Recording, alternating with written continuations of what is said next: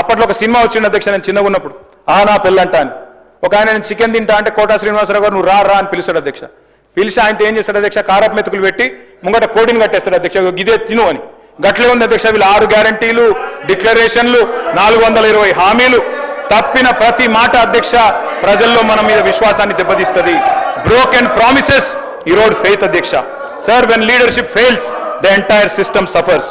అధ్యక్ష, ఎన్నికల ఏడు దాటినాక ఇవాళ హామీల బోట్ను తగలేస్తున్నారు మీరు, విశ్వాసం కల్పించి విశ్వాసఘాతకం చేస్తున్నారు. మేనిఫెస్టోలతోనే ఎన్నికల్లో గెలుస్తాం అధ్యక్ష. మేనిఫెస్టో అంటే ఒక ప్రమాణ పత్రం అధ్యక్ష ప్రజలకు మనకు. కానీ ఏం జరుగుతుంది అధ్యక్ష ఈరోజు రాష్ట్రంలో?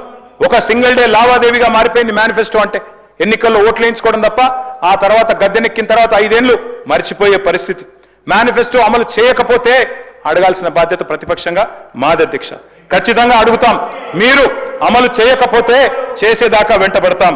కానీ దుర్మార్గం ఏంటంటే అధ్యక్ష, ఈయని కూడా ఇచ్చినట్టు చెప్తున్నారు.